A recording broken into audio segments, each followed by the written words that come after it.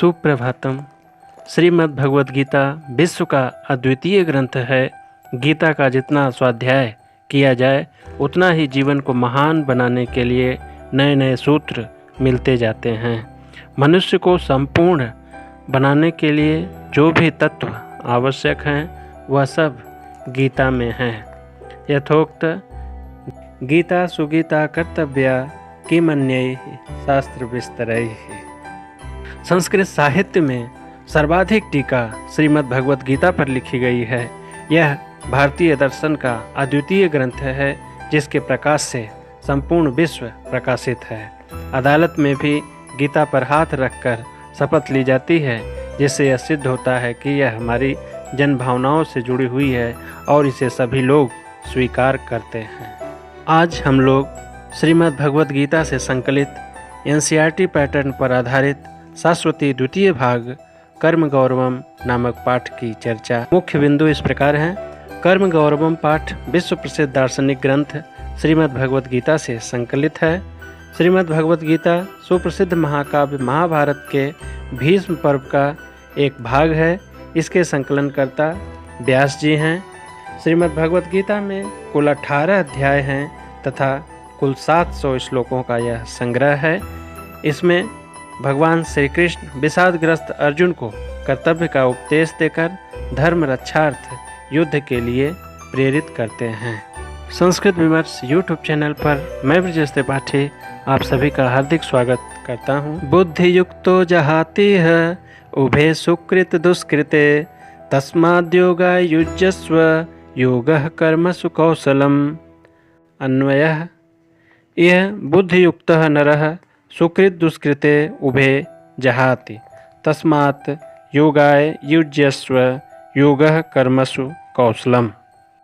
बुद्धि युक्तो अर्थात समबुद्धि से युक्त, जहाति अर्थात त्याग देता है। यह इस लोक में उभे सुकृत दुष्कृते पुण्य और पाप दोनों को, तस्मात् योगाय अर्थात समत्व रूप योग के लिए, युज्यस का अर्थ है प्रयत्न करो। योगः कर्मसु कौशलम अर्थात कर्मों में कुशलता ही योग है। यहाँ इस लोक में समबुद्धि से युक्त पुरुष पाप और पुण्य दोनों का त्याग कर देता है अर्थात उनसे मुक्त हो जाता है। इसलिए हे अर्जुन, तुम समत्व रूप योग के लिए प्रयत्न करो क्योंकि वह समत्व रूप योग ही कर्मों की कुशलता है अर्थात कर्म बंधन से मुक्त होने का उपाय है।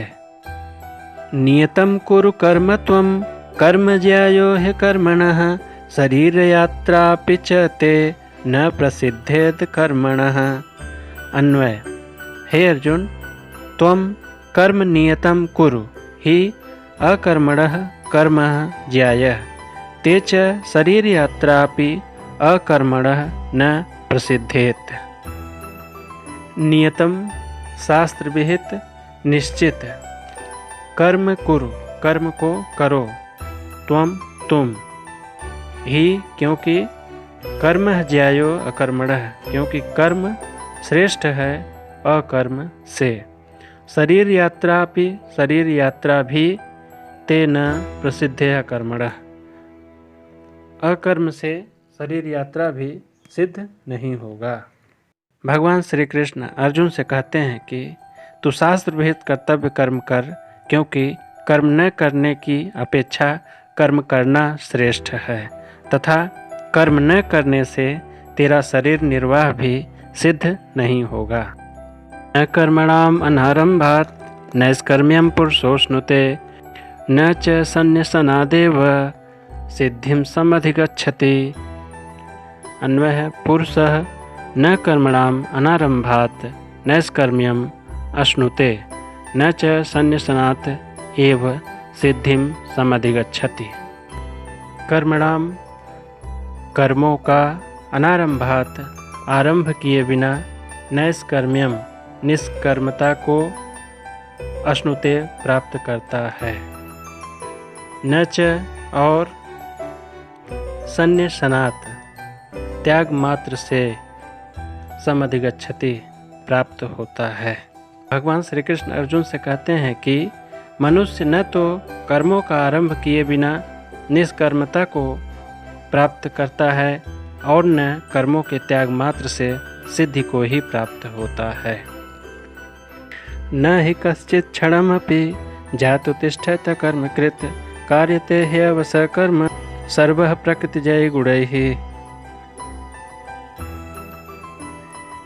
हे अर्जुन, कश्चित् जातु क्षणम अपि अकर्मकृत न हि तिष्ठति हि सर्वः प्रकृतिजैः गुणैः अवसः कर्म कार्यते। कश्चित् कोई भी, जातु कभी भी, क्षणम अपि क्षण मात्र भी, अकर्मकृत कर्म किए बिना, न तिष्ठति नहीं रहता है, कार्यते किया जाता है, अवसः परवश, प्रकृतिजैः प्रकृति से उत्पन्न। अर्थात कोई भी मनुष्य किसी भी अवस्था में क्षण मात्र भी कर्म किए बिना नहीं रह सकता, क्योंकि संपूर्ण मानव समाज प्रकृतिजन्य गुणों के द्वारा परवश हुआ कर्म के लिए बाध्य किया जाता है।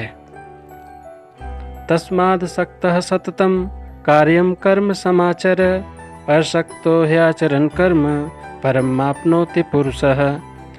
शब्दार्थ: सततम निरंतर, समाचर भली भांति करो, अशक्त अनासक्त होकर आचरण करता हुआ आपनोति प्राप्त करता है।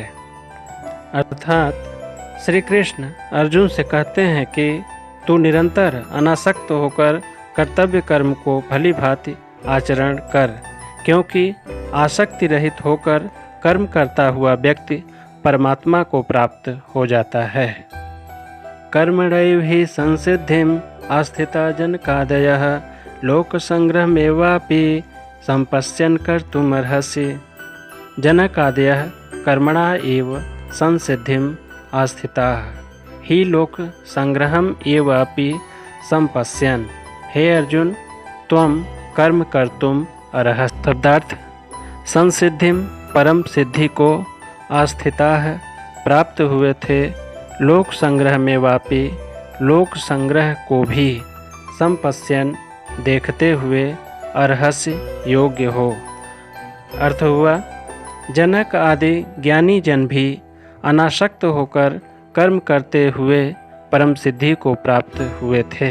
इसलिए लोक संग्रह को देखते हुए भी हे अर्जुन, तू कर्म करने के योग्य है, अर्थात कर्म करना ही उचित है। संस्कृत विमर्श यूट्यूब चैनल को लाइक करें, सब्सक्राइब करें।